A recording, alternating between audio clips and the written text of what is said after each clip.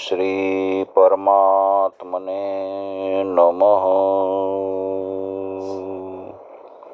શ્રી ગણેશાય નમઃ. શ્રી સરસ્વત્યૈ નમઃ. સચ્ચિદાનંદ રૂપાય વિશ્વોત્પત્યાદિહેતવે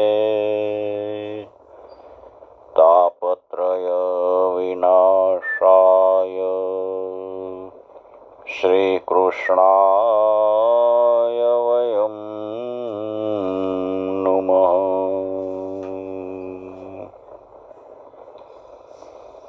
નારાયણં નિરાકારં નરં ચૈવ નરોત્તમં નૃસિંહં નાગનાથં ચ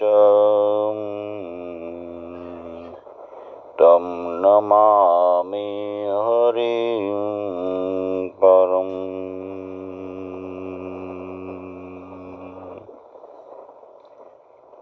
શ્રીમદ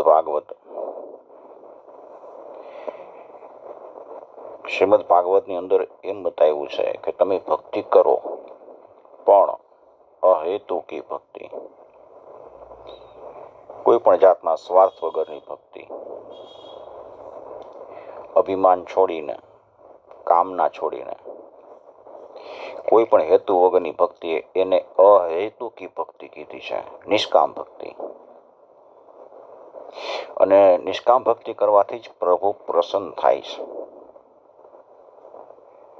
હું પરીક્ષામાં પાસ થઈશ તો રોજ એક માળા કરીશ, આવી ભક્તિ છે ને એ હેતુકી ભક્તિ કહેવાય. હેતુ સહિતની ભક્તિ. હું યજ્ઞ કરું તો મને સ્વર્ગ મળે, આ હેતુકી ભક્તિ. આવા હેતુથી યજ્ઞ કરનારને સકામ ભક્તિ કરતા હોય એ સ્વર્ગમાં જાય અને સ્વર્ગમાં પુણ્ય ખલાસ થાય, પાછા પૃથ્વી લોકો ઉપર આવે. જે મોટા ભક્ત થઈ ગયા એ બધાએ હેતુ રહિત ભક્તિ કરી છે. ધ્રુવે ભક્તિ કરી એટલે ધ્રુવને તો સકામ ભક્તિ હતી ધ્રુવની, કે મને મારા પિતા બોલાવે ને મને રાજ મળે ને હું મોટો થાવ ને. પરીક્ષિતને સકામ ભક્તિ હતી કે મને મોક્ષ મળે. એટલે એની ભક્તિ પાછળનો એનો હેતુ હતો, એટલે હેતુ સહિતની ભક્તિ હતી, એટલે એ સકામ ભક્તિ કહેવાય. પણ તમે જુઓ તો પ્રહલાદ છે એની ભક્તિ નિષ્કામ હતી, જન્મથી જેને ભક્તિ મળી હતી. ઉદ્ધવજીની જે ભક્તિ હતી એને ભક્તિ પાછળ કાંઈ મેળવવાની ઈચ્છા નહોતી.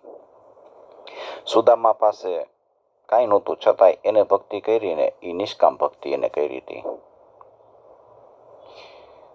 સબરીએ શું કર્યું? નિષ્કામ ભક્તિ. વિદુરજીની કોઈ કામના નહોતી, એને કોઈ એમ નહોતું કે મને ભગવાન આવું દી ને આમ હું સુખી થાવ ને.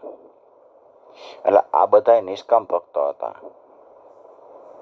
એ બધામાં સૌથી ઉપર શિરમોર વ્રજની ગોપીઓ. વ્રજની ગોપીઓની ભક્તિ સાવ નિષ્કામ. સર્વોત્કૃષ્ટ ઉદાહરણ છે ગોપીઓની ભક્તિ. એટલે ઉદ્ધવજી જેવા પરમ ભક્ત ગોપીઓને પ્રણામ કરતા કહે છે કે ગોપિકા પ્રોક્તા ગુરુવઃ. મહાપ્રભુ વલ્લભજી આજ્ઞા કરી છે કે નિષ્કામ ભક્તિ કરો. ગોપીઓમાં નિષ્કામ ભક્તિ હોવા ઉપરાંત શ્રી કૃષ્ણની સાથે અભેદ એને કેળવી લીધો હતો. કોઈ જાતનો ભેદ નહીં, નોખા છે જ ને. અદ્વૈત એને સાથે લીધું હતું. જ્યાં જોવે ત્યાં કૃષ્ણ દેખાય.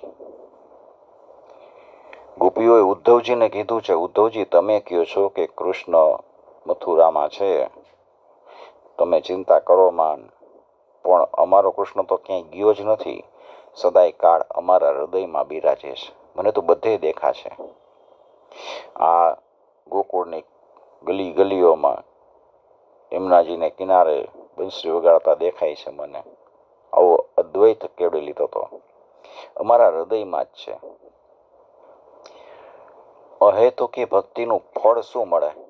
વ્યાસજીએ બતાવ્યું છે કે હેતુ અને ફળ સામાન્ય રીતે આપણને એક સરખા દેખાય, કે આનો હેતુ આ છે ને આનું ફળ આ છે. એટલે હેતુ એટલે ફળ પ્રાપ્તિની આશા, આપણને આશા હોય કે મને આ ફળ મળે. ભક્તિ કરવાથી ફળ મળે તો હેતુકી ભક્તિ. તો અહેતુકી ભક્તિ એટલે હેતુ રહિતની ભક્તિ કરવી, એને અહેતુકી ભક્તિ કહે. પ્રથમ દ્રષ્ટિએ આપણે જોઈ તો બે વિરોધાભાસી લાગે, હેતુવાળી અને હેતુ રહિતની. હેતુ રહિતની ભક્તિ કરીને તો એનું ફળ તો અવશ્ય મળે છે, મોટા મોટા સંતો કહે છે. પણ અહેતુકી ભક્તિનું ફળ છે ને એ લૌકિક ફળ નથી મળતું, અલૌકિક ફળ મળે છે. અહેતુકી ભક્તિના અલૌકિક ફળ છે, બે ફળ મળે છે, એક જ્ઞાન અને બીજું વૈરાગ્ય. તમે એમને ભક્તિ કરો એટલે તમને જ્ઞાન પ્રાપ્ત થવાનું અને વૈરાગ્ય આવે તમારા જીવનમાં.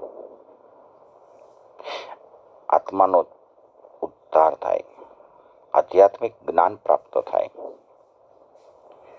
એટલે જીવે બે જ ફળ મેળવવાના બાકી છે ભક્તિ પ્રાપ્ત કરીને.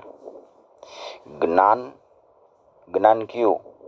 નિજ સ્વરૂપનું જ્ઞાન. હું કોણ છું, મારું શું કાર્ય છે, હું શા માટે આવ્યો છું. અને એ જ્ઞાન પ્રાપ્ત થાય ને પછી એને ચારે કોર પ્રકાશ દેખાય. નિજ સ્વરૂપનું જ્ઞાન પ્રાપ્ત કરી લેવાનું. આત્મા પોતે જ છે, એ પરમાત્માનો અંશ છે અને સચ્ચિદાનંદ સ્વરૂપ જ છે આત્મા. પરમાત્મા જેવો શુદ્ધ છે, પ્રકાશવાન છે, નિષ્કામ છે, નિર્મોહી છે, નિર્વિકાર છે. અને બીજું ફળ એનું વૈરાગ્ય પ્રાપ્ત થાય. વૈરાગ્ય કેવો? સંસારના પ્રત્યેક પદાર્થો પ્રત્યે આપણને વૈરાગ્ય થાય. વૈરાગ્ય થાય એટલે આપણને કૃષ્ણ પ્રત્યે અનુરાગ થવા લાગે, એને વૈરાગ્ય કીધો છે. પછી વિષય આપણને મળે કે ન મળે એમાં આપણને કોઈ જાતની દિલચસ્પી ન હોય. આ ભક્તિના બે ફળ આપે છે, પણ જો એ ભક્તિ આપણે હેતુ રહિત કરી હોય ને તો નકર ન મળે. નતર જે આપણે કામના હોય, કામના આપણી પૂરી થાય એટલે ભક્તિ પૂરી થઈ જાય, પછી આપણને કાંઈ પ્રાપ્ત કરવાનું મન ન થાય, બીજી વાર ભક્તિ કરવાનું મન ન થાય. ભાગવતની અંદર જ્ઞાન અને વૈરાગ્ય છે ને એ ભક્તિ દેવીના બે પુત્રો બતાવ્યા છે. અને વૃક્ષનું ફળ એને વૃક્ષની સંતતિ કહેવાય. ભક્તિનું ફળ જ્ઞાન ને વૈરાગ્ય એ ભક્તિની સંતતિ છે. આપણને બે ફળ પ્રાપ્ત થાય. આપણે ભક્તિ કરી, નિષ્કામ ભક્તિ કરી અને આપણને જ્ઞાન ને વૈરાગ્ય ન થાય ને તો સમજી લેવું કે જે આપણે ભક્તિ કરી ને એ તો કેવલ શ્રમ જ કર્યો. શ્રમ એવ હિ કેવલમ, કેવલ શ્રમ કર્યો. તો પછી ભક્તિ કરવી એ શ્રમ કરવો બરાબર છે, ફળ ન મળે તો માત્ર વેઠ છે. કથા સાંભળ્યા પછી જ્ઞાન અને વૈરાગ્ય સિદ્ધ ન થાય, આવે નહીં, તો પછી શ્રોતા અને વક્તાએ જે શ્રમ લીધો એ બધોય શ્રમ નકામો ગયો. 7 દિવસ તમે કથા સાંભળો અને ભક્તિનો રંગ ન લાગે તો સમજી લેવાનું કે ખાલી વેઠ કરી છે. એકવાર દિલથી કથા વાંચો, સાંભળો એટલે એનું ફળ મળે, મળે ને મળે. કર્મ કરો, ગીતામાં કીધું છે. કર્મણ્યેવાધિકારસ્તે મા ફલેષુ કદાચન મા કર્મફલ હેતુર્ભૂર્મા તે સંગોત્સ્વ કર્મણી. કર્મ કરો, ફળ અવશ્ય મળશે. નિષ્કામ ભક્તિ કરે જ રાખો, કરે જ રાખો. જ્યાં બેઠા હોય ને ત્યાં રામનું સ્મરણ કરો. તમારા ઈષ્ટદેવ જે તમે માનતા હોય ને ઈષ્ટદેવનું સ્મરણ કરો. રામ જપો, કૃષ્ણ જપો, એવું નથી કે તમે આ જ મંત્રનો જપ કરો. કોઈ પણ મંત્રનો જપ કરો. એ જપની અમુક સમય સુધી તમારી ગતિ થતી જશે ને પછી તમને નિજ સ્વરૂપનું જ્ઞાન થશે. અંદર પ્રકાશ દેખાશે, ચોક્કસ દેખાશે. વિશ્વાસ રાખો.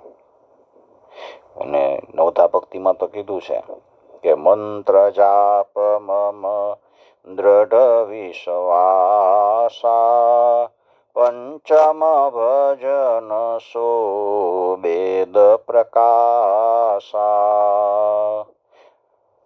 વેદમાં જે પ્રકાશિત હોય ને એ મંત્રનો જાપ કરવો. વારે ઘડીએ મંત્ર ફેરવ ન કરવા. ઘણા માણસો છે ને ઘણા મંત્ર વારે ઘડીએ ફેરવે રાખે.